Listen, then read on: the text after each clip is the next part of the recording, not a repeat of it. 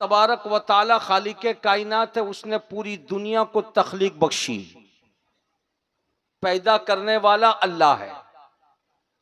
इंसान को उसी ने पैदा किया, जिन्नात को उसी ने पैदा किया, फरिश्तों को उसी ने पैदा किया, जमीन उसी ने बनाई, आसमान उसी ने बनाया। लेकिन एक मखलूक है फरिश्ता की, जिस मखलूक के बारे में आपको मालूम है कि इंसान में मर्द भी होते हैं, औरत भी होती है, लेकिन फरिश्ता न मर्द है न औरत है। फरिश्ता न मर्द है और न औरत है, एक अलग किस्म की मखलूक है। लफ्ज कुन से अल्लाह तबारक व ताला ने फरिश्तों की तख्लीक फरमा दी। फरिश्ता मर्द भी नहीं और बोलिए बोलिए औरत भी नहीं। लेकिन आपने उलमा से सुना है कि जब कोई बंदा एक मर्तबा सुभान अल्लाह कहता है तो फरिश्ता लिख लेता है कि बंदे ने सुभान अल्लाह कहा। जब कोई बंदा गुनाह करता है, फरिश्ता लिख लेता है कि बंदे ने, बोलिए बोलिए, गुनाह किया।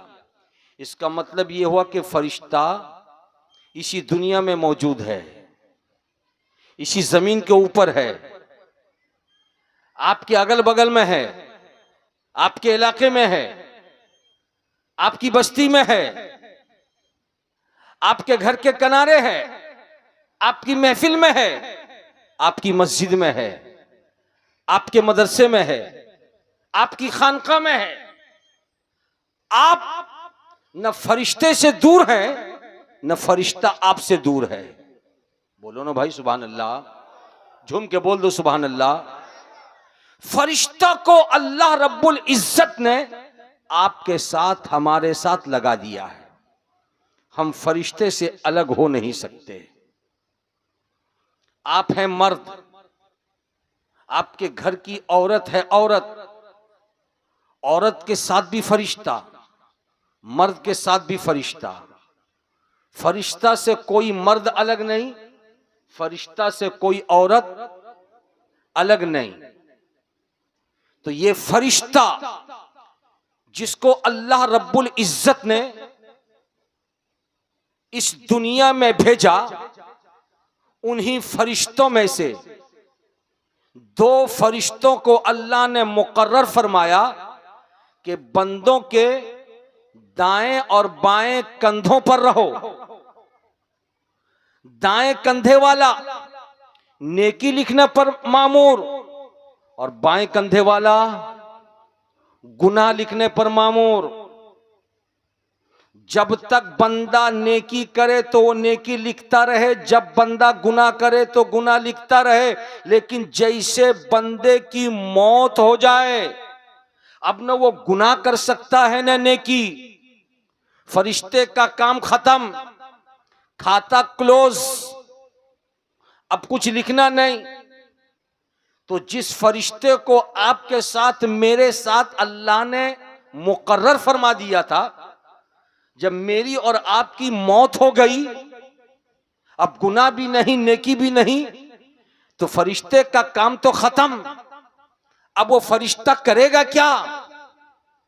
इस सिलसिले में एक कड़ी सुन लो, फिर जहां मैं आपको ले जाना चाह रहा हूं वहां तक मैं आपको पहुंचा दूं। झूम के बोल दो सुभान अल्लाह। कथाटा बुझते पारछेन? अरे बोलो बाबू, कथाटा बुझते पारछेन? যতদিন পর্যন্ত আপনি আছেন অতদিন পর্যন্ত, আরে বলিए না, আপনার সঙ্গে ফরিश्ता আছে। अरे बोलिए ना। और जब आपकी मौत हो गई, फरिश्ता तो है लेकिन काम खत्म। अब वो फरिश्ता करे क्या? रब की बारगाह में दुआ करता है, परवरदिगार, जिस बंदे के साथ तूने मुझको लगा रखा था उसको तो तूने मौत दे दिया। जब तक वो जिंदा था नेकी बदी होती रही, हम लिखते रहे। या अल्लाह अब तो उसकी मौत हो गई, अब करें क्या? रब की तरफ से जवाब मिलता है। उस जवाब को सुनना पसंद करोगे भाई? अरे पसंद करोगे? जरा झूम के बोल दो सुभान अल्लाह। आप लोग भी पसंद करेंगे? झूम के बोल दीजिए माशा अल्लाह। हजरात, मरने वाला मोमिन मरा, मरने वाला ईमानदार मरा, मरने वाला सुन्नी सहीउल अकीदा मरा, मरने वाला रसूल कौनैन का आशिक मरा, मरने वाला गौसो ख्वाजा का दीवाना मरा, मरने वाला नमाज़े पंजगाना की पाबंदी करने वाला मरा, मरने वाला माँ बाप की फर्मा बरदारी करने वाला मरा, मरने वाला कुरान की तिलावत करने वाला मरा, मरने वाला बुराइयों से बचने की कोशिश करते रहने वाला मरा, मरने वाला बड़ों का अदब करने वाला था, मरने वाला छोटों पर शफकत की नजर रखने वाला था, मरने वाला यतीमों का निगहबान था, मरने वाला जबान को गालियों से बचा के रखने वाला था, मरने वाला शराब से दूर रहने वाला था, मरने वाला गालियों से अपने आप को बचा के रखने वाला था। ऐसे मरने वाले के मर जाने के बाद रब अपने उन फरिश्तों को हुक्म देता है, मेरे फरिश्तों अब तो वो मरने वाला मर गया, तुम पूछते हो कि परवरदिगार अब हम क्या करें? तो तुम्हारे लिए यही काम है कि बंदा मस्जिद में रहता तो तुम उसके साथ मस्जिद में रहते, बंदा मदरसे में जाता तो तुम भी उसके साथ मदरसे में जाते, बंदा खानका में जाता तो तुम उसके साथ खानका में जाते, बंदा कामकाज के लिए निकलता तो तुम भी उसके साथ निकलते, बंदा इबादत में मसरूफ होता तो तुम उसके साथ रहते। अब जब जमीन का काम उसने खत्म कर लिया है और उसके घर वालों ने कब्रिस्तान में लेकर के दफन कर दिया है, अब उसका वजूद कब्र के अंदर है, अब उसका वजूद मिट्टी के अंदर है, अब वो कब्र में मदफून है, तो परवरदिगार आलम उन फरिश्तों को हुक्म देता है, मेरे फरिश्तों जब उसकी दुनियावी जिंदगी में पल पल तुम उसके साथ रहे, अब मरने के बाद उसका साथ न छोड़ो, बल्कि उसके कब्र के ऊपर मामूर हो जाओ और सुबह कयामत तक उस मोमिन के लिए मगफिरत की दुआ मांगते रहो। प्यार से बोलो सुभान अल्लाह, झूम के बोलो माशा अल्लाह। हजरात मुकर्रम, अब आपको मैं ले जाना चाहता हूं। हजरात, आज का ये कानोपुर का जलसा, क्या नाम रखा आपने जलसे का? जश्न कलीमी। अरे बोलो ना भाई, यही नाम रखा ना, जश्न कलीमी आपने नाम रखा। और सिर्फ ये कानोपुर में जश्न कलीमी नहीं हो रहा है, बल्कि शैदापुर में देखो तो जश्न कलीमी, खिजिरपुर में देखो तो जश्न कलीमी, असगरपाड़ा में देखो तो जश्न कलीमी, अहिरन में देखो तो जश्न कलीमी, मालदा में देखो तो जश्न कलीमी। हजरात, हर हर जगह बुजुर्गान दीन के नाम का जलसा, कहीं जश्न गौसे आजम, कहीं पे जश्न गरीब नवाज, कहीं पे जश्न आला हजरत, कहीं पे जश्न कलीमी, कहीं पे जश्न मारहरवी, कहीं पे जश्न बरेली, कहीं पे जश्न करबला, कहीं पे जश्न हुसैन, कहीं पे जश्न हसन, कहीं पे जश्न सिद्दीक अकबर, कहीं पे जश्न उमर फारूक, कहीं पे जश्न उस्मान गनी, कहीं पे जश्न अली मुर्तजा। ये वो अल्लाह के बंदे हैं कि सुन लिया आपने कि मोमिन की कब्र के ऊपर फरिश्ते मामूर हैं, मगफिरत की दुआ मांग रहे हैं, सुबह कयामत तक के लिए मांगते रहेंगे। हजरात, ये हुक्म मैंने किसी खास बंदे के लिए नहीं सुनाया, मोमिन बंदे के लिए सुनाया, यानी आपके लिए सुनाया, अपने लिए सुनाया, इनके लिए सुनाया, उनके लिए सुनाया। तो ए जश्न कलीमी मनाने वालों, ये मत समझना कि हम अगर अपने इस कानोपुर में मसरूर मियाँ के नाम का जलसा नहीं करेंगे तो उनकी कब्र में रहमत नहीं उतरेगी, अगर दूल्हा मियाँ के नाम का जलसा नहीं करेंगे तो उनकी कब्र में रहमत नहीं उतरेगी। उतरेगी। अगर गौसे आजम के नाम का जलसा नहीं करेंगे तो उनकी कब्र में रहमत नहीं उतरेगी। गरीब नवाज के नाम का जलसा नहीं करेंगे तो उनकी कब्र में रहमत नहीं उतरेगी। नहीं नहीं, मोमिन जितने पाए का होता है, मोमिन जितने फजल वाला होता है, मोमिन जितनी काबिलियत रखता है, मोमिन जितने बड़े रुतबे वाला होता है, उसकी कब्र में उतनी ज्यादा रहमतें उतरती है। इसलिए जश्न कलीमी मनाकर हम अपने आका मसरूर मियां का कुछ भला तो नहीं कर सकते। हाँ हाँ, उस रहमत वाले बंदे खुदा का जिक्र करके हम अपने घर में रहमतें उतार सकते हैं, हम अपनी बस्ती में रहमतें उतार सकते हैं। इसीलिए सुन्नी के मुकद्दर में है कि सुन्नी कभी गौसे आजम का जश्न मनाता है, कभी गरीब नवाज का जश्न मनाता है, कभी जश्न कलीमी मनाता है, कभी जश्न करबला मनाता है, और इन अल्लाह वालों के सदक़े में खुदा की रहमतें मांग करके अपनी बस्ती को मुनव्वर व मुजल्ला करता है। हज़रात मुकर्रम, मैंने आपको ये बात इसलिए बताई कि आपको ये मालूम हो जाए कि बुजुर्गान दीन के नाम का जलसा क्यों मनाया जाता है। अब आइए मैं आपको कुछ तारीखी बात बताने के लिए आपको मैं ले चलना चाहता हूँ। चलेंगे मेरे साथ? अरे बोलिए ना भाई प्यार से सुभान अल्लाह। अपनी मालूमात पर, अपने नॉलेज में इजाफा कीजिए। अल्लाह तबारक व ताला ने फरिश्तों को पैदा किया। कब पैदा फरमाया? रवायत ये मिलती है हजरत आदम अलैहिस्सलातो व तस्लीम के पैदा होने से 60,000 बरस पहले अल्लाह तबारक व ताला ने फरिश्तों को वजूद बख्शा। अरे झूम के बोल दिए सुभान अल्लाह। 60,000 बरस पहले अल्लाह तबारक व ताला ने फरिश्तों को वजूद बख्शा, और ये फरिश्ते आसमानी दुनिया में रहा करते थे। कहाँ रहते थे? अरे बोले कहाँ रहते थे? आसमानी दुनिया में रहते थे। अल्लाह तबारक व ताला ने ज़मीन बना दिया था, मगर आसमानी दुनिया मस्कन है फरिश्तों के लिए ठहरने और रहने की जगह। अब ये ज़मीन पे कौन रहता था? आपसे और हमसे पहले, बाबा आदम से पहले जिन्नात इस ज़मीन पे रहते थे। ज़मीन के चप्पे चप्पे में जिन्नात रहते थे। हजरात, जिन्नात भी मखलूक है, फरिश्ता भी मखलूक। फरिश्ता का मस्कन आसमान और जिन्नात का मस्कन, अरे बोलिए बोलिए, जमीन। लेकिन मामला क्या था? जिन्नात आपस में लड़ते थे, आपस में झगड़ते थे, कत्लो गारत गरी करते थे, एक दूसरे को मार डालते थे, खून बहाते थे, खून रेजियां मचाते थे। ऐसे आलम में अल्लाह तबारक व ताला ने फरिश्तों के जरिए जिन्नात को जमीन से निकाला। और वो कैसे? कि जिन्नात में एक बहुत बड़ा जिन जिसका नाम इबलीस है, उसका नाम अजाजील था। वो बड़ा पढ़ा लिखा, बहुत बड़ा इबादत गुजार, उसी को हम शैतान कहते हैं। उस वक्त तक वो अल्लाह की बारगाह से वो मरदूद करार नहीं दिया गया था।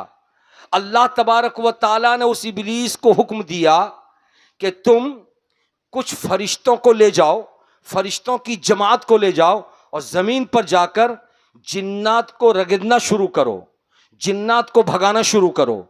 इबलीस लेकर के फरिश्तों की जमात को आया, और जब ज़मीन पर फरिश्ते आ गए तो जिन्नात को भगाने की कोशिश किया।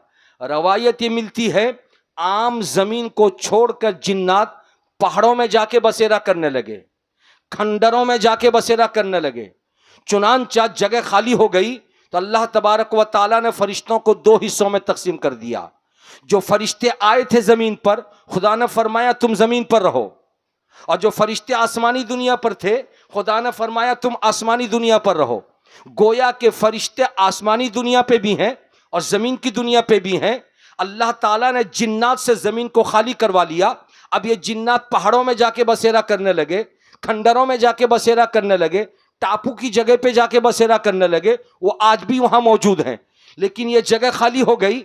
और जब जगह खाली हो गई तो अल्लाह तबारक व ताला ने हज़रत आदम अला नबीना अलैहिस्सलातो व तस्लीम को इस ज़मीन पे उतार दिया। अरे बोलिए किसको उतारा? अरे बोले किसको उतारा? हज़रत आदम को। आदम कौन? अबुल बशर, हम सब के बाप। और जब हज़रत आदम आ गए इस रुए ज़मीन पर तो अल्लाह तबारक व ताला ने इंसानी तादाद में इजाफा फरमाया, और जब इजाफा फरमाया हजरत हव्वा और हजरत आदम से इंसान फैलते रहे फैलते रहे फैलते रहे, फैल फैल कर इंसानों की तादाद कितनी हो गई, कितनी हो गई, इतनी हो गई कि अब आज जमीन का हिस्सा तंग होने लगा कि अब घर पर घर, घर पर घर, घर पर घर, 2 माला, 3 माला, 4 माला, 5 माला, 8 माला, 20 माला, 25 माला, 50 माला, 80 माला, 90 माला, अब ये घर पर घर, घर पर घर, घर पर घर बनने लगे। अरे बोलिए ना भाई, बनाने वाला कोई दूसरा थोड़ी है, आप ही लोग तो हैं। अरे पूरे हिंदुस्तान में फैल के आप ही लोग तो बनाते हैं। जहां जिस इलाके में चले जाओ, बिल्डिंग कौन बनाया भाई? का मुर्शिदाबाद के मिस्त्री बनाए। हैदराबाद जाओ तो मुर्शिदाबाद, कर्नाटक जाओ तो मुर्शिदाबाद, बेंगलोर जाओ तो मुर्शिदाबाद, गुवाहाटी जाओ तो मुर्शिदाबाद, सिक्किम जाओ तो मुर्शिदाबाद। अरे कहां मुर्शिदाबाद नहीं है? मुर्शिदाबाद वालों का जिगर बहुत मजबूत है। हमें ऊंची इमारत देखने के लिए टोपी उतार के हाथ में लेने की नौबत आती है, तब कहीं ऊंची इमारत देख पाते हैं। ये मुर्शिदाबाद का नौजवान बांस बांध के चढ़ जाता है। अरे इतनी हिम्मत कहां से लाए भाई? हम टोपी हाथ में लेकर देखें छत कहां है, पिलर कहां है, और तुम बांस बांध करके चढ़ जाओ।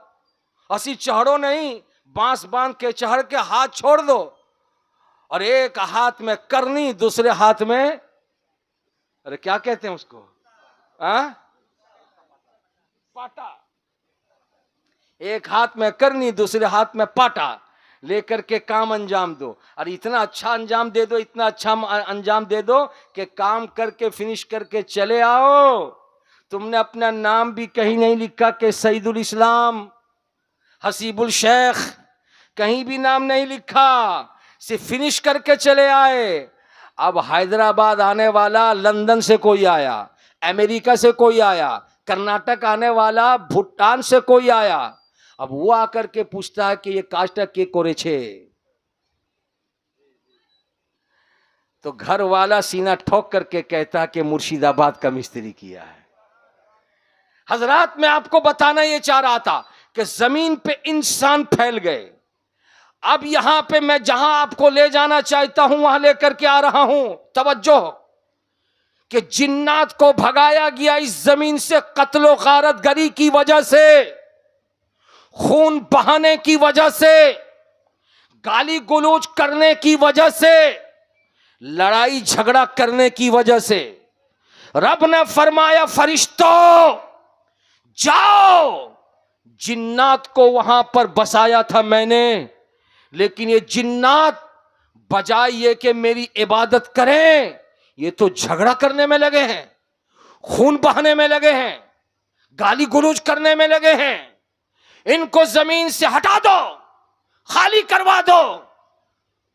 गाली देने वाले के लिए जमीन पे जगह नहीं, खून बहाने वाले के लिए जमीन पे जगह नहीं, दूसरे का माल हड़प करके खाने वाले के लिए जमीन पे जगह नहीं, दूसरों के साथ बददियानती करने वाले के लिए जमीन पे जगह नहीं। उसको पहाड़ों में भेज दो, पत्थर के ऊपर रहेगा, खंडरों में भेज दो, गड्ढे में रहेगा, टापू में भेज दो, ऊंची जगह पे रहेगा, जमीन पे रहने का उसको हक नहीं है। ऐ मुर्शिदाबाद के मुसलमानों, जिन वजूहात की बुनियाद पर फरिश्तों ने जिन्नात को जमीन के ऊपर से रगेदा था और उनको भगाया था और इंसानों को यहां पर आबाद होने का मौका मिला था, तो बोलो आज हमारी इसी जमीन के ऊपर क्या हो रहा है, क्या नहीं हो रहा है। खून बहाने का काम जिन्नात का था, आज इंसान खून बहा रहा है। गाली गलौज करने का काम जिन्नात का था, आज गाली गलौज इंसान कर दे रहा है। दूसरों का माल हड़प करके खाने का काम जिन्नात का था, आज इंसान माल हड़प करके खा रहा है। दूसरों की बुराई करने का काम जिन्नात का था, आज इंसान करता नजर आ रहा है। बेहयाई वाला काम करने वाला जिन्नात था, आज इंसान करता नजर आ रहा है। ऐ लोगों, ऐसे आलम में आपकी और हमारी इस्लाह करेगा कौन? 1400 साल पहले आखिरी नबी आके चले गए। 63 बरस की जिंदगी मुस्तफा ने मक्के और मदीने में गुजारी। अब दोबारा प्यारे नबी दुनिया में तशरीफ लाने वाले नहीं। 1400 साल का जमाना गुजर गया। अब ऐसे आलम में कौन है जो हमारी और आपकी इस्लाह के लिए खड़ा हो? कौन है जो हमें राह हक बताए? कौन है जो हमें दुरुस्त तरीका बताए? कौन है जो हमें अच्छर बुरे की तमीज करने का सलीका सिखाए? कौन है जो हमें दुनिया वालों का हक बताए? कौन है जो माँ बाप के हुकूक बताए? कौन है जो बड़ों का अदब बताए? कौन है जो छोटों पर शफकत की नजर रखने का तरीका बताए? कौन है जो हमें हलाल कमाने का तरीका सिखाए? कौन है जो हमें एक अल्लाह की बारगाह में झुककर उसको सुबहाना रब्बियल अज़ीम और सुबहाना रब्बियल आला कहना सिखाए? कौन है जो हमें इहदिनस सिरातल मुस्तकीम का फलसफा समझाए? कौन है जो अल्हम्दुलिल्लाहि रब्बिल आलमीन की तफसीर बताए? कौन है जो इय्याका नअबुदु व इय्याका नस्तईन का फलसफा बताए? कौन है जो हमें कुल हु वल्लाहु अहद का माना और मतलब समझाए? कौन है जो हम जैसे गुमगश्तगाने राह को उठा करके हिदायत का रास्ता दिखाकर एक अल्लाह की बारगाह में झुका दे? तो रब की तरफ से आवाज आई, मेरे बंदो, आदम से लेकर मुस्तफा जाने रहमत तक कमोबेश 1,24,000 पैगंबरों को मैं भेजता रहा, लेकिन अब मेरा आखिरी नबी जब चला गया, अब नबूवत का दरवाजा बंद हो गया। अब उसके बाद कोई नबी तो जाने वाला नहीं। हाँ, कयामत तक तुम्हें हिदायत देने वाले की जरूरत पड़ेगी, तो अब नबी तो नहीं जाएंगे। हाँ, नबी की उम्मत में कोई गौस बन करके जाएगा, कोई ख्वाजा बन करके जाएगा, कोई वली बन करके जाएगा, कोई कुतुब बन करके जाएगा, कोई सालेह बन करके जाएगा, और वो तुम्हें हिदायत का रास्ता दिखाएगा। तो ऐ मुर्शिदाबाद वालों, ये तुम्हारी किस्मत का हिस्सा था। ऐ मालदा वालों, ये तुम्हारी किस्मत का हिस्सा था। ऐ बंगाल वालों, तुम्हारी किस्मत का हिस्सा था कि अल्लाह तबारक व तआला ने हिदायत के लिए इस इलाके में परवरदिगारे आलम ने कभी हिदायत के लिए हजरत अलाउल हक पंडवी रहमतुल्लाहि ताला अलैह को भेजा, तो कभी कटरा के दूल्हा को भेजा, कभी कटरा के मसरूर को भेजा, और आज हुजूर मसूद मिल्लत तशरीफ लाते हैं, बरेली से शाह जमाल मिल्लत तशरीफ लाते हैं। ये औलिया कामिलीन, ये बुजुर्गान दीन, ये पीराने तरीकत, ये क्यों आते हैं? इसलिए आते हैं कि जिनकी वजह से जिन्नात को भगाया गया है वो निशानदेही कर दे और सबको इकट्ठा करके अल्लाह की बारगाह में झुका दे। और जब बंदा झुक जाएगा तो यही जमीन मरने से पहले भी अपनी रहेगी और मरने के बाद भी यही जमीन अपनी ही रहेगी। प्यार से बोलिए सुभान अल्लाह। हजरात, कथाटा बुझते पारछेन? अरे बोलिए भाई, कथाटा बुझते पारछेन? आज हमारे यहाँ खून रेजी हो रही है कि नहीं हो रही है? अरे बोलो ना भाई। खून रेजी तो ऐसी हो रही है कि 3 कट्ठा 4 छटाक जमीन मेरी और 3 छटाक 4 छटाक जमीन मेरे भाई की, और जब अमीन आया नापने के लिए तो 2 छटाक जमीन कम हो गई। अमीन कहते हैं, क्या कहते हैं नापने वाले को? अरे बोलिए ना।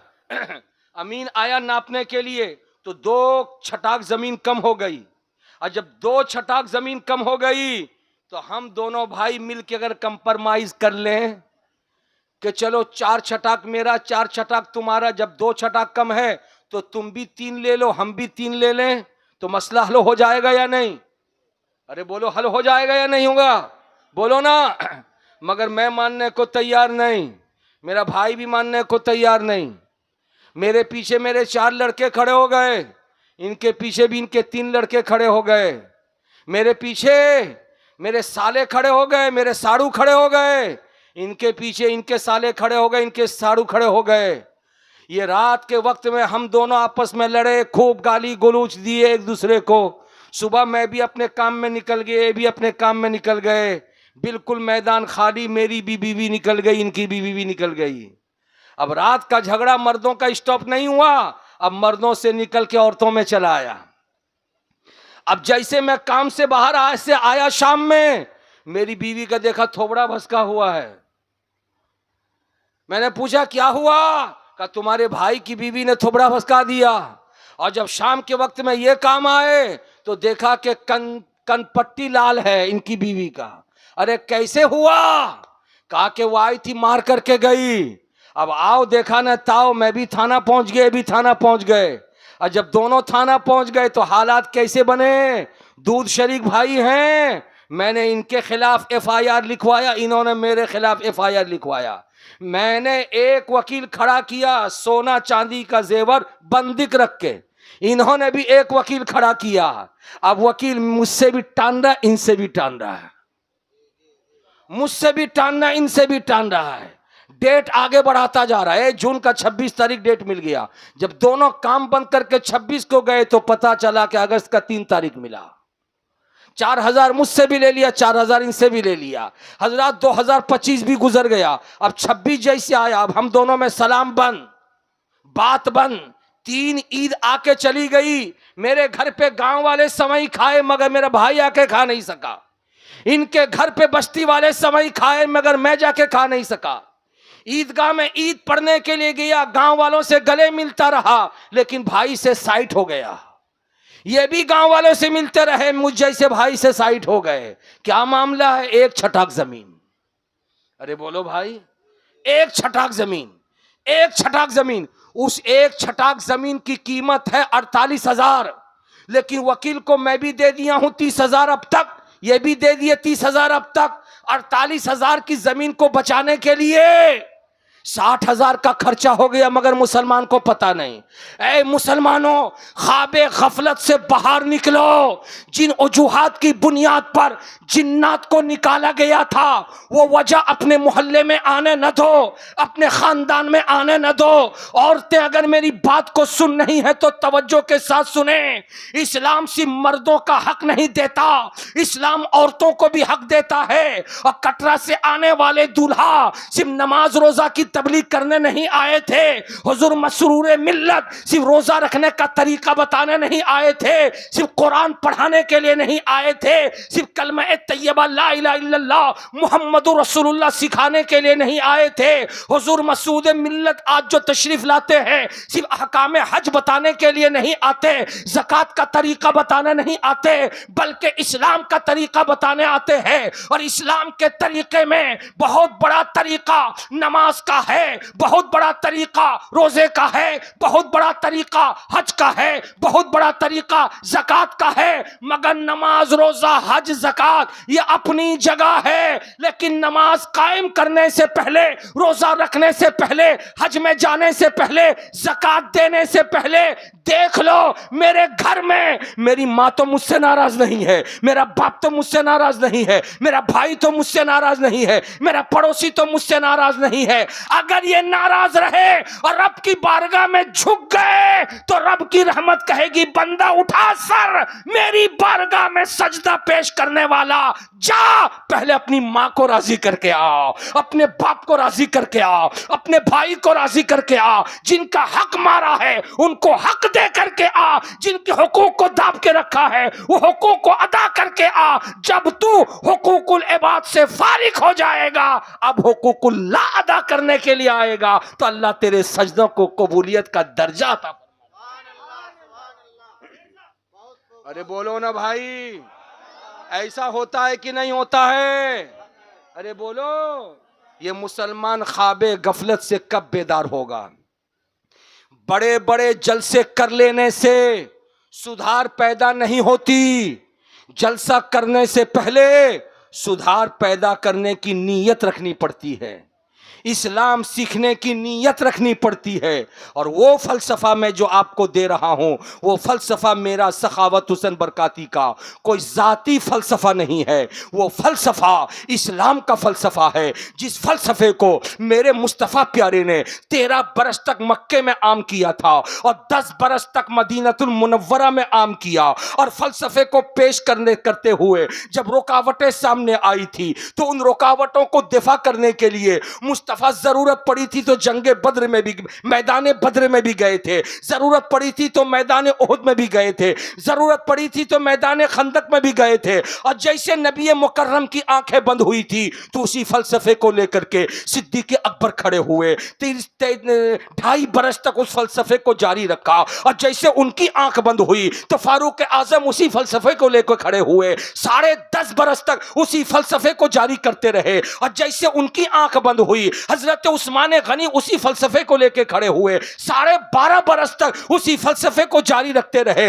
और जैसे उनकी आंखें बंद हुई तो अली मुर्तज़ा 2.5 बरस तक उसी फ़लसफ़े को लेकर के आगे बढ़ते रहे। और जैसे उनकी आंखें बंद हुई तो 6 महीने तक सरकार हसन मुस्तफा उसी फ़लसफ़े को लेकर आगे बढ़ते रहे। और 6 महीने के बाद इस्तीफा दे करके जब अलग हुए हैं, तो अमीर मुआविया अमीरुल मोमिनीन खड़े हुए और 19 बरस तक उसी फ़लसफ़े को आम करते रहे। और उनकी आंखों के बंद होने के बाद दुनिया ने चाहा था कि फ़लसफ़े ज़कात को मिटा दे, फ़लसफ़े नमाज को मिटा दे, फ़लसफ़े हज को मिटा दे, फ़लसफ़े ज़कात कुर्बानी को मिटा दे, फ़लसफ़े भाईचारगी को मिटा दे, फ़लसफ़े हुकूक़ वालिदैन को मिटा दे, फ़लसफ़े अदब को मिटा दे, फ़लसफ़े जिहाद को मिटा दे, फ़लसफ़े शफ़क़त को मिटा दे, फ़लसफ़े प्यार को मिटा दे, फ़लसफ़े मोहब्बत को मिटा दे। जब मिटाने के लिए यजीद जैसा जालिम और जाबिर खड़ा हुआ, तो अली का लाल हुसैन पाक करबला में खड़ा हो गया और 72 नफूस कुदसिया को लेकर के एक एक कतरा खून का बहा दिया,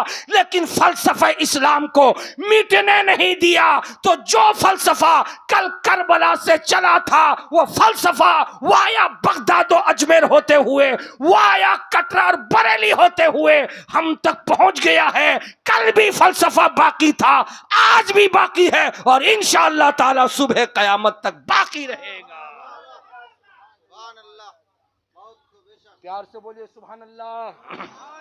हज़रात मुकर्रम, मैं आपको ये फ़लसफ़ा सुना रहा हूँ, कितना प्यारा फ़लसफ़ा है, कितना अच्छा फ़लसफ़ा है। आज हमारे और आपके सामने सिर्फ अपना है, मैं, मेरा, मेरे लिए। मैं बोलो, मैं, मेरा, मेरे लिए। मैं, मेरा, मेरे लिए, बस 3 वर्ड है, इसी को लोग अपनाए हुए हैं। मैं, मेरा, अपने लिए। जाए कोई जाने वाला चूल्हे भाड़ में, मुझे क्या मतलब। इस्लाम ये नहीं सिखाता। आओ जरा से इसको ज़हन करीब करो, मैं आपको बताता हुआ गुजरूं। फारूक आज़म अमीरुल मोमिनीन हैं, रात की तन्हाई में सन्नाटे में अपने खादिम हज़रत असलम को लेकर के निकलते हैं। जब आबादी से बाहर जाते हैं तो देखा एक गैर आबाद जगह पे एक खेमा लगा हुआ है और अंदर से कराहने की आवाज़ आ रही है और कोई बैठा हुआ बुजुर्ग इंसान बाहर दरवाजे पर बैठा है। आप गए और जाकर के उसके बाजू में बैठ गए और बैठ कर के पूछा, बोलो तुम कौन हो, कहाँ से आए हो। तो उस कहने वाले ने कहा था, मैं एक देहात का रहने वाला हूँ, बड़ा गरीब हूँ, सुना हूँ अमीरुल मोमिनीन फारूक आज़म बड़े गनी हैं, बहुत नवाजते हैं, बहुत देते हैं। मैं उन्हीं से मिलने के लिए अपने गांव से चला था और लेकिन रास्ते में रात हो गई तो मैंने खेमा लगा दिया, सोचा रात गुजार लूंगा, सुबह जाऊंगा। हजरत फारूक आजम पूछते हैं, वो तो ठीक है, तुम अमीरुल मोमिनीन से मिलने के लिए आए हो, तुम्हारी मुलाकात इंशाअल्लाह हो जाएगी, मगर ये बताओ अंदर से कराहने की आवाज कैसी आ रही है। तो उस इंसान ने कहा था, अंदर में मेरी बीवी है, वो हामिला है, मुझे नहीं मालूम कि डिलीवरी का वक्त करीब आ गया, लेकिन यहां पहुंच पहुंचते पहुंचते जब मैंने खेमा लगा दिया तो समझ में आया उसकी डिलीवरी का दर्द शुरू हो गया है। वही मेरी बीवी है जो करा रही है, डिलीवरी होने वाली है। आप पूछते हैं क्या उसके साथ कोई नहीं है? कहा कोई नहीं है। फरमाते यहीं ठहरो, मैं भी आता हूं। फौरन अपने घर आए और आने के बाद अपनी शरीके हयात को बेदार किया और जगा करके कहा, मेरी प्यारी शरीके हयात, बहुत बड़ा मौका खुदा ने अता किया है रब को राजी करने के लिए। अगर तुम चाहो तो इस नेकी को हासिल कर सकती हो। उस शरीके हयात ने पूछा था, बोलो मेरे सरताज क्या मामला है? का रास्ते के मुसाफिर को मैंने देखा, उसकी बीवी हमल से है, दर्द से में मुब्तला है, डिलीवरी होने वाली है, कोई औरत नहीं है। ऐसे आलम में चलो चलो उसकी मदद के लिए चलो। आपकी बीवी शरीके हयात उठती हैं, साथ में चलने लगती हैं। आप फरमाते एक हांडी भी ले लो, थोड़ा सा दाना भी ले लो, थोड़ा सा अनाज भी ले लो, थोड़ा सा तेल भी ले लो और लेकर के निकले। और जैसे खेमे के करीब गए अपनी बीवी को फारूक आजम ने अंदर भेज दिया। उसके बाद बाहर में आपने पत्तों को इकट्ठा किया, लकड़ी के टुकड़ों को इकट्ठा किया, उस हांडी में तेल डाला, अनाज डाला, खाना तैयार किया। ऐसे आलम में अंदर से आवाज आती है, ओ मेरे शौहरे नामदार, जो बंदा बाहर बैठा है अंधेरे में उसको खुशखबरी सुना दीजिए, अल्लाह ने उसको बेटा अता किया है। झूम के बोल दो सुभान अल्लाह। उसको खुशखबरी सुना दीजिए, अल्लाह ने उसको बेटा अता किया है। बेटा होने की खुशखबरी फारूक आजम ने सुनाई है। उसके बाद खाना तैयार हो गया। आपने हांडी को खेमे के दरवाजे पर रख दिया और कहा कि जो दर्द से में मुब्तला थी वो औरत, उसको भी खाना खिला दो। आपकी बीवी ने उनको खाना खिलाया, खुद भी खाया, हांडी बाहर कर दिया। उस दरवाजे पे बैठे हुए इंसान को फारूक आजम ने खिला दिया। और जब वो खा लिया है, अब आलम यह है कि उस बंदे खुदा ने आपके दामन को पकड़ लिया और पकड़ करके कहा, मेरे साथ अच्छाइयों का मामला पेश करने वाले, बता तू है कौन? आज के इस दौर में कौन इतनी मदद दूसरे की कर सकता है? कौन दूसरे की मदद के लिए अपनी कुर्बानी दे सकता है? जो खुद भी मदद के लिए तैयार हो, अपनी बीवी को साथ लेकर के आए, खुद भी अपने हाथों से खाना बनाए, ये कौन है? जरा बता तो सही।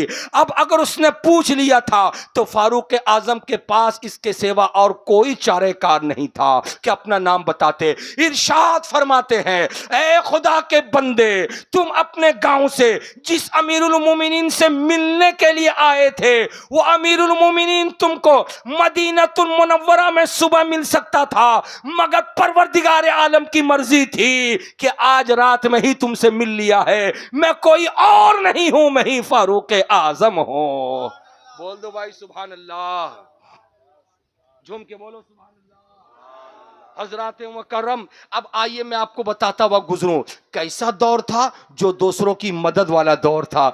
ऐसे आलम में मोमिन मोमिन का भाई होता है, और जब मोमिन मोमिन का भाई होता है तो दूसरों की मदद करके इंसान खुदा को राजी कर सकता है, दूसरों की मदद करके रसूलुल्लाह को राजी कर सकता है, दूसरों की मदद करके इंसान जमीन को भी उसका हक दे सकता है। एक पड़ोस का ख्याल रखने वाला जब पड़ोसी का ख्याल रखता है तो रब की रहमत उससे राजी होती है, और जब रब की रहमत राजी हो जाती है तो बंदा जिस तरफ निकलता है, जिन फरिश्तों को खुदा ने जमीन पर छोड़ रखा है, उन्हीं फरिश्तों को उसके लिए मददगार बना देता है। इसलिए जमीन के ऊपर किसी की मदद करने वालों, जब तुम मदद करते हो तो गैब से खुदा तुम्हारी मदद फरमाता है। ये नहीं कहना वो मेरा रिश्तेदार नहीं तो मदद करने के लिए क्यों जाऊं, वो मेरी बहन नहीं तो मदद करने के लिए क्यों जाऊं, वो मेरा भाई नहीं तो मदद करने के लिए क्यों जाऊं। इंसान इंसान को पुकारता है मदद करने के लिए। इस मदद में जो आगे बढ़ता है वही रब का महबूब होता है। आओ ठहरो, मैं आपको बताता हुआ गुजरो। हजरात मुकर्रम, आज रूए जमीन पर हिंदुस्तान से जरा सा बाहर निकलो, आज फिलिस्तीन की धरती पर जाओ। गाजा एक शहर है फिलिस्तीन मुल्क का। उस गाजा की धरती पर सैकड़ों बिल्डिंगों को तोड़ करके कमबख्त यहूदियों ने, इजराइलियों ने जो खंडर बना दिया है, हजारों की तादाद में छोटे छोटे बच्चे, दूध पीने वाले बच्चे हमेशा के लिए सो गए हैं। हजारों की तादाद में माएं बेवा हो गई हैं, माएं अपने गोद से बच्चों को हटा चुकी हैं। हजारों की तादाद में मर्द मौजूद हैं मगर उनकी औरत मौजूद नहीं है। हजारों की तादाद में औरतें हैं मगर उनके मर्दों का खात्मा हो गया है। हजार हजारों की तादाद में माँ बाप तो हैं मगर उनके बच्चे नहीं है। ऐसे आलम में हजारों की तादाद में ऐसे हैं जिनके लिए कोई ठिकाना नहीं है, कोई आसरा नहीं है। हजरात, उनकी मदद करने के लिए कौन खड़ा होगा? आप खड़े होगे, खड़े नहीं हो सकते। मैं खड़ा होऊंगा, खड़ा नहीं हो सकता। ये खड़े होंगे, खड़े नहीं हो सकते। इसलिए कि इंसान अपने पावर के मुताबिक मदद करता है। हजरात, अगर शेर किसी के ऊपर हमला आवर है तो हर आदमी जाकर के उसको छुड़ा नहीं सकता। जिसके हाथ में बंदूक होगा वही छुड़ा सकता है।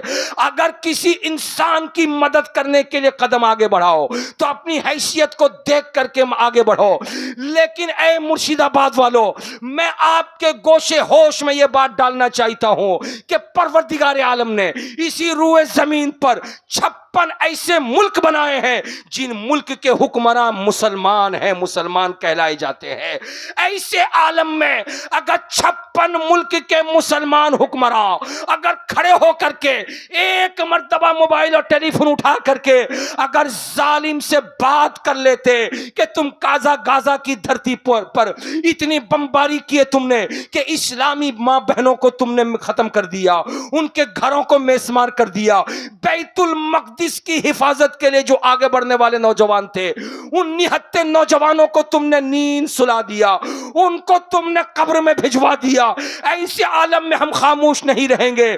मैं यकीन के साथ कहता हूं अगर 56 कंट्रीज के हुक्मरान अगर कदम आगे बढ़ा करके एक मोबाइल के जरिए मदद कर देते, एक टेलीफोन के जरिए मदद कर देते तो आने वाली जालिम ताकत को हमेशा के लिए होश का नाखून लेना पड़ता, हमेशा के लिए सोचना पड़ता।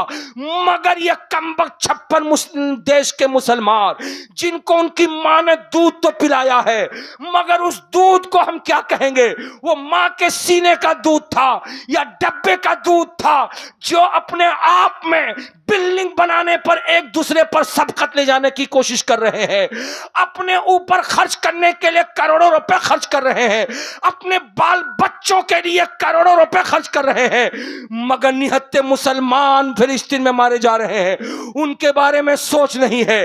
परवरदिगार आलम का जब गजब उतरेगा तो गजब जिन्नात पर उतरा था, जमीन से भगाए गए तो ए लबनान, ए सऊदिया अरब और दुबई जैसे इन मुल्क के हुक्मरानों, तुमने बिल्डिंग बनाने पर एक दूसरे के ऊपर सबकत ले जाने की कोशिश की। एक छोटी सी अगर आंधी आ जाए, जरा सी अगर जमीन को हरकत खुदा दे दे तो तुम्हारी 100 मंजिला बिल्डिंग जमीन दोज होती हुई नजर आएगी। अपनी बिल्डिंगों पर नहीं इतराना। अल्लाह ने अगर जबान दी है तो जबान को इस्तेमाल करो, अल्लाह ने हाथ में ताकत दी है तो हाथ को इस्तेमाल करो, अल्लाह ने दिमाग दिया तो दिमाग को इस्तेमाल करो। मुसलमान मर रहा है तुम चुप हो, मुसलमान खून बहा रहा है तुम चुप हो, मुसलमान मक्तल में जा रहा तुम चुप हो, मुसलमानों के घर बर्बाद हो रहे तुम चुप हो। ऐसे आलम में उठते क्यों नहीं हो? लेकिन मेरा खुदा अगर चाहता है किसी से भी मदद लेना तो मेरा खुदा मदद ले लेता है। इंसान को इंतजार था कि दुबई वालों उठो, इंसान को इंतजार था सऊदिया वालों उठो, इंसान को इंतजार था कि कुवैत वालों उठो, इंसान को इंतजार था कि लबनान वालों उठो। ऐसे आलम में ये तो नहीं उठे, सब अपने आप को सुन्नी कहलाते हैं, लेकिन मेरे खुदा को मंजूर था जो अपने आप को सुन्नी नहीं शिया कहलाता है। उस ईरान ने अभी अभी 1-2 रोज के अंदर अंदर वो तबाही मचाया है, ऐसी तबाही मचाया है कि गाजा पर आंसू बहाने वालों के आंसू सूख चुके थे। अब इस्राइल पर तिल अबीब पर ऐसी बमबारी हुई है कि मुसलमानों के खिलाफ एक्शन लेने वाले मुंह छुपाते हुए भाग रहे हैं और अपने आप को छुपाने की कोशिश कर रहे हैं। खुदा की बारगाह में देर है, अंधेर नहीं है। इसलिए मुसलमानों, आपके ऊपर भी अगर जुल्म हो तो सब्र करना, अल्लाह ताला बहुत बड़ा है। जमीन का कोई इंसान अगर मदद नहीं करता तो फिक्र मत करना, रब अगर चाह ले तो फरिश्तों को भेज करके खुदा मदद फरमा दिया करता है। मेरे बुजुर्ग और दोस्तों, खत्म करें। मेरे बुजुर्ग और दोस्तों, आखिरी बात सुन लो, उसके बाद मैं फिर अपनी गुफ्तगू खत्म करना चाहता हूँ। हजरात, मैं आपसे ये बताने चाह रहा था, मेरे रब ने फरमाया, या अय्युहल्लज़ीना आमनु कू अनफुसकुम व अहलीकुम नारा, ए ईमान वालो, अपने आप को और अपने घर वालों को दोजक की आग से बचाओ। अल्लाह ने क्या फरमाया? अपने आप को और अपने घर वालों को किससे बचाओ? अरे बोलो भाई, किससे बचाओ? दोजक की आग से बचाओ। ये कौन कह रहा है? मेरे रब का कलाम कह रहा है। मेरे रब का कलाम कह रहा है, अपने आप को भी बचाओ, अपने घर वालों को भी बचाओ। हजरात, कभी हमने सोचा अपने आप को भी हम बचा लें, अपने घर वालों को भी बचा लें? कभी हमने सोचा? एक हिंदुस्तान का मामला पेश करके अपनी तकरीर में ख़त्म करना चाहता हूँ। मुसलमानों, आने वाले वक्तों में तबाही कैसे मुकद्दर बन गई है उसको अभी से सोच लो, और उसके बाद रब के कुरान पर यकीन रखते हुए अमल करने को तैयार हो जाओ। ये हमारी नस्ल, हमारे बेटे और बेटियां जो हमारी गोद में खेलते हैं तो हमें अच्छा लगता है। इन बेटे और बेटियों को संभालना, इन बेटे और बेटियों पर अपनी कमाई हुई रकम को खर्च करना, इन बेटे और बेटियों को तहजीब तमद्दुन सिखाना, इन बेटे और बेटियों को इस्लामी तहजीब देना, इन बेटे और बेटियों को कुरान और इस्लाम के अहकाम बताना, ये आपके ऊपर, मेरे ऊपर फर्ज ऐन है। आज मेरे घर की बेटी मेरे और आपके हाथ से निकल गई। हिंदुस्तान की तारीख आपके सामने भी है। मोबाइल चलाने वाले लड़कों, जब तुम सोशल मीडिया को खंगालते हो, यूट्यूब में जाकर के जब कोई प्रोग्राम देखते हो, तो सिर्फ और सिर्फ टिकटॉक देख करके आगे बढ़ने की कोशिश मत करो। तुम्हारे मोबाइल से ही तुम्हारी जिंदगी का बहुत सा फलसफा मुंसलिक है। अगर हो सके तो अपने मोबाइल से उस फलसफे को हासिल कर लो। आज हिंदुस्तान का एक तबका खड़ा है इस काम के लिए कि मुसलमानों को बर्बाद करो, और मुसलमानों को बर्बाद करने के लिए उनके घरों को न तोड़ो, उनके कारोबार को खत्म मत करो, उनको गोली मत मारो, उनकी दुकान पर हमला मत करो। एक काम करो, मुस्लिम घर की बेटी जब निकले तो मोहब्बत, उसके सामने मोहब्बत का जाल बिछा दो, और मुस्लिम घर की बेटी को अपने अंडर में ले लो और लेकर के अपने घर की बहू बना लो। हजरात, ऐसे आलम में मेरे घर की बेटी, जिसको सुबह उठ करके कुरान पढ़ना चाहिए था, लेकिन सुबह उठ करके जब मोबाइल खंगालती है, रात उस वक्त तक बिस्तर पे नहीं जाती जब तक मोबाइल की बैटरी खत्म ना हो जाए, चार्ज जब तक खत्म ना हो जाए। ऐसी बेटी को, ऐसी बहू को, ऐसी औरत को, ऐसी लड़की को कौन बचाएगा? न आप बचा सकते हो, न मैं बचा सकता हूं। उस वक्त खून का आंसू मैं रोता हूं, मुझ जैसे लाखों मुहज्जब किस्म के मुसलमान रोते हैं जब किसी इस्लामी घर की बेटी को मोहब्बत में फंसा करके कोई गैर ले जा करके अपने घर की बहू बना देता है, और साल, 2 साल, 6 महीने, 8 महीने रख करके जब उसको सूली पे लटका देता है, या फिर उसको दरिया के सामने लेकर के लात मार के दरिया में डाल देता है। ऐसे आलम में इस्लामी बहनें चीखती हैं, बचाओ बचाओ बचाओ। कौन बचाने जाएगा? तेरी जवानी 19 और 20 साल की थी, तेरी माँ ने तेरी हिफाजत नहीं किया, तेरे बाप ने तेरी हिफाजत नहीं किया। तू कॉलेज जाने के बहाने, मार्केट करने के बहाने, इससे उससे दोस्ती करने के बहाने, मोबाइल में मोहब्बत का जाम पीने के बहाने, फ्रेंडशिप बनाने के बहाने तूने न जाने कितने गैरों से दोस्ताना किया था। आज वो दिन आ गया जो तुझको भुगतना पड़ रहा है। ऐसे आलम में जब बेटी हाथ से निकल गई, न उसके पास इस्लाम रहा, न वो मुसलमान बन के रही। चुनांचा भी अभी शहर बरेली में वो मामला आपने सुना होगा कि 2.5 साल पहले एक मुस्लिम घर की बेटी को किसी ने मोहब्बत के जाल में फंसा करके जब शादी कर लिया था गैर ने, तो उस मुस्लिम लड़की ने अपना इस्लाम चेंज कर लिया था, अपना मजहब चेंज कर लिया था। लेकिन 2.5 महीने के बाद वो बीमार पड़ गई। उसको एहसास हुआ अब मेरी मौत हो जाने वाली है। मरने से पहले उसने दुनिया वालों से कहा था, अपने घर वालों से कहा था, अगरचे मैं तुम्हारे घर की बहू बन गई हूं, लेकिन मेरे मरने के बाद मुझको इस्लामी तरीके से कफन देना, मुझको इस्लामी तरीके से दफन करना, मेरी नमाज जनाजा पढ़ना। मौत हो गई। उसके घर वाले लेकर के आए, उसके मैके माँ बाप ने अपना लिया आंसू बहाकर, लेकिन नहला धुलाकर कफना करके जब मस्जिद के सामने ले गए नमाज जनाजा पढ़ाने के लिए। आपने पढ़ा होगा अल्लाह अल्लाह, शहर बरेली में दर्जनों मस्जिद है, लेकिन हर मस्जिद का इमाम इनकार करता रहा कि हम जनाजा नहीं पढ़ाएंगे। हर मस्जिद के नमाजी इनकार करते रहे, हम इसकी नमाज जनाजा नहीं पढ़ेंगे, इसलिए कि इसने धर्म चेंज कर लिया, इसने मजहब चेंज कर लिया। इस्लामी घर में पैदा होकर कनीज़े फातिमा बन के रहने के बजाय इसने गैरों को अपना लिया। हम इसकी नमाज जनाजा नहीं पढ़ेंगे, हम इसको मुस्लिम कब्रिस्तान में दफन नहीं होने देंगे। ऐसे आलम में पुलिस को मुदाखलत करनी पड़ी। नतीजा यहां निकला, बगैर जनाजा पढ़ाए पुलिस फोर्स के साथ मुस्लिम कब्रिस्तान में उसको दफन करने का मौका तो मिला, लेकिन बगैर नमाज जनाजा पढ़ाए तारीख में आया कि इस कब्रिस्तान में अब तक हजारों मुर्दे दफन किए हुए हैं, मगर कोई मुर्दा बगैर जनाजे के नहीं था। यही वो औरत थी जो बगैर जनाजे के इस कब्रिस्तान में दफन की गई है। हजरात, इसको रोकेगा कौन? आप रोकेंगे। इसको रोकेगा कौन? मैं रोकूंगा। इसको रोकेगा कौन? भाई रोकेगा। इसको रोकेगा कौन? बेटा रोकेगा। इसको रोकेगा कौन? बाप रोकेगा।